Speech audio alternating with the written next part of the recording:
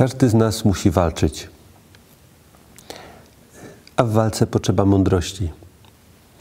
Nie można walczyć na ślepo. Święty Ludwik mówi, że jest mądrość prawdziwa, ale jest też mądrość fałszywa. I mądrość prawdziwa to jest mądrość, którą daje Bóg, którą jest Bóg, którą objawia w Maryi, w świętych. Ale jest mądrość fałszywa. I to jest mądrość demona, świata i mojej zepsutej ludzkiej natury. 3 fałszywe mądrości, które chcą nas zwieść. Także toczymy walkę nie tylko ze złym duchem, nie tylko z pokusami do grzechu, jak wielu sądzi. Czasami są tacy ludzie, którzy wszędzie widzą diabła. No nie, tak nie jest. Zły duch nie jest naszym jedynym przeciwnikiem. Naszym przeciwnikiem jest też świat, w którym żyjemy, świat, który jest wrogi Bogu, raczej sposób myślenia świata. Tak Bóg umiewał świat, że Syna swojego jednorodzonego dał. A co ten świat zrobił z Chrystusem? Ukrzyżował Go, odrzucił. Święty Jan Apostoł mówi, że jeżeli ktoś chce być przyjacielem świata, staje się nieprzyjacielem Boga. Nie chodzi tu o to, żeby nie żyć w świecie, bo jesteśmy w świecie, ale mamy żyć jak nie dzieci z tego świata, ale jak dzieci światłości.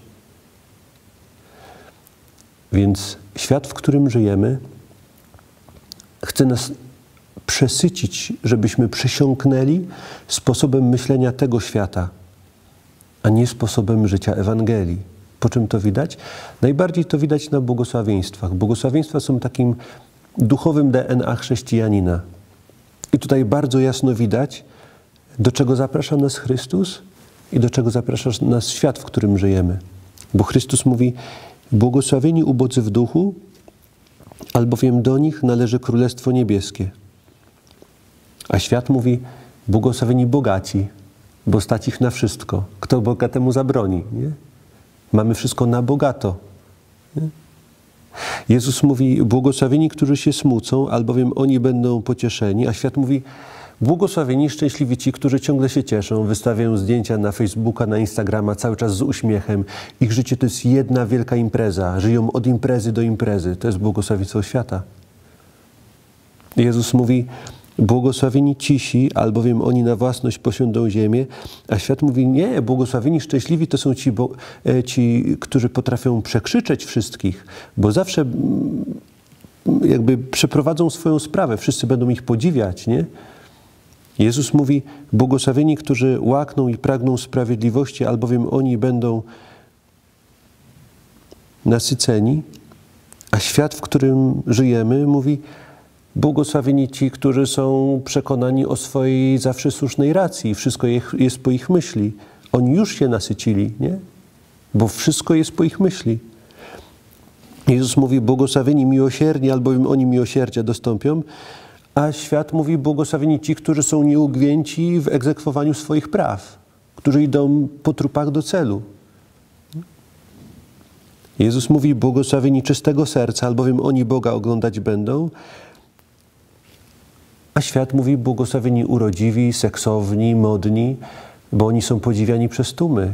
Nie? Oni są idolami. Nie? Bądź tak jak oni. Naśladuj ich. Nie naśladuj Chrystusa, naśladuj ich.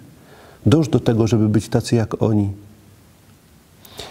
Chrystus mówi: błogosławieni, którzy wprowadzają pokój, albowiem oni będą nazwani synami Bożymi.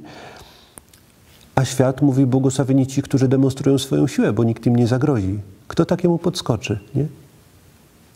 Jezus mówi: błogosławieni, którzy cierpią prześladowanie dla sprawiedliwości, albowiem do nich należy Królestwo Niebieskie.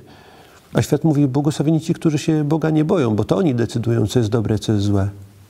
Nie? Więc zobaczmy, jak my jesteśmy bardzo tym przesiąknięci. Z drugiej strony, żyjąc w tym świecie i chcąc zbliżać się do Boga, będziemy wystawieni na walkę, bo ten świat, sposób myślenia tego świata, on jest w nas zakorzeniony.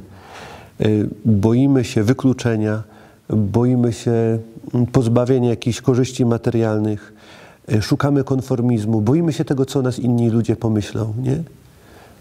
Ale to wszystko to jest DNA tego świata, to nie jest DNA Królestwa Bożego. Nie?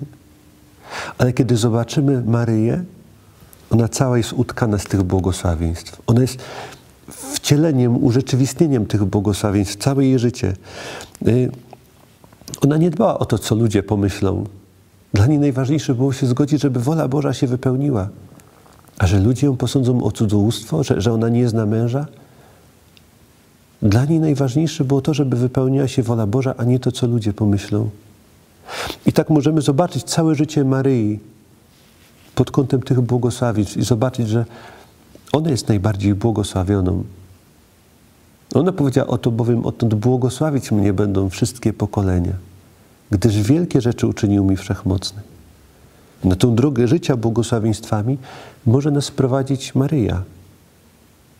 Czasami troszczymy się zbytnio o to, co ludzie o nas pomyślą. To jest jedna z takich pokus światowych, która najczęściej przychodzi. Co o mnie ktoś pomyśli? Ale w istocie myślenie, co ktoś o mnie pomyśli, to jest szukanie życia u ludzi. A Jezus powiedział: ja jestem drogą, prawdą i życiem.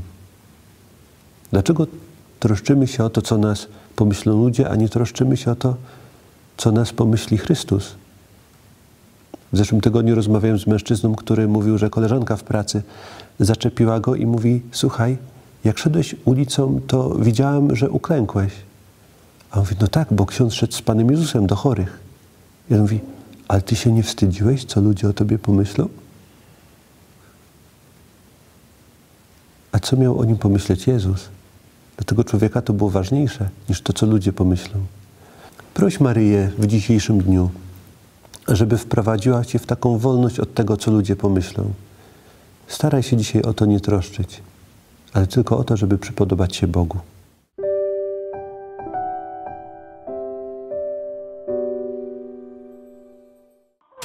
Bądź na bieżąco z naszymi materiałami. Tutaj zasubskrybujesz nasz kanał. Zapraszamy także do obejrzenia innych propozycji.